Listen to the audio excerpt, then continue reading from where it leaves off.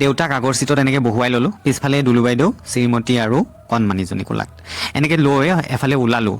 আচলতে সময়বোৰ সদায় একে নাথাকে, মোৰতো কেতিয়াও একে হৈয়ে থকা নাই। ভাল হোৱাৰ সময় যে কেতিয়া আহিব সেইটো নাজানোৱেই, ইমানেই বেয়া চলি থাকে, তথাপিও হাঁহি থাকোঁ। দেউতাক কিবা কৰি ভাল কৰিলোঁ, দেউতা অকণমান আৰাম পালে, ভাল হ'ল। আৰু এতিয়া মা বেমাৰী, আৰু ঘৰত যিহেতু ৰখাৰ ইমানেই অসুবিধা হয়, কণমানি থাকে আৰু আমি ইমান চোৱা চিতা কৰিব নোৱাৰোঁ, বহুত অসুবিধা। আৰু সেই অসুবিধাবিলাকৰ কাৰণেই মাক সৰু বাইদেউৰ ঘৰত কলাইগাঁৱত থ'বলগীয়া হৈছে।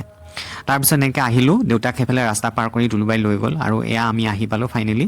আৰু এয়া মা, অৱস্থা একেবাৰেই নাই, ক্ষীণাই শুকাই শেষ হৈ গৈছে। আৰু মা এতিয়া 37 কিলো হৈছেগৈ, আৰু মুঠতে বেমাৰী। বহুত দুখ লাগে ক'বলৈ। এয়া দেউতা ধৰি ধৰি এনেকৈ আনিলোঁ। এতিয়া এইখিনি উঠি অহাও কিমান কষ্ট, মানে ইমান কষ্ট কৰি থাকিবলগীয়া হৈছে। বাইদেউৰ ঘৰত আজি লৈ আহিলোঁ, কাৰণ মা অহা 10 দিন পাৰ হৈ গ'ল।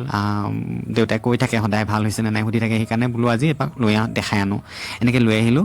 এইফালে আমাৰ ভাগিনৰ লগত শ্ৰীমতী, আৰু এইফালে আমাৰ কণমানিক মণিয়ে কোলাত লৈ আছে। দুলু বাইদেউ মাৰ কাষত বহি মাৰ ইটো সিটো ভাল বেয়া সুধিছে, আৰু কোলাত লৈ পেলাই কণমানিৰ লগত ইটো সিটো কথাও পাতিছে। এনেই মাৰ মুখৰ শব্দও ইমান ভালকৈ নোলায়। শেষত এনেকৈ সকলোবোৰে একপি বোলো ফটোকে উঠোঁ বুলি এনেকৈ ওলাই মেলি তাৰপিছত আহিলোঁ। আৰু চাহ তাহ খাই দেউতাক চাবলৈ দিলোঁ এবাৰ। দেউতা বহুত চিন্তিত মাক এৰি থৈ আহি। তাৰপিছত মাক ঠিক কৰিবৰ কাৰণে যিখিনি পাৰোঁ সেইখিনি কৰি আছোঁ আৰু লাগি আছোঁ, নাজানো আৰু তাৰপিছত আৰু কি হয়। এনেকৈ আচলতে এয়াই জীৱন চলি থাকে, এনেকৈয়ে জীৱনবোৰ। এনেকৈ গুচি আহিলোঁ মামনিৰ ঘৰৰ পৰা। ধন্যবাদ।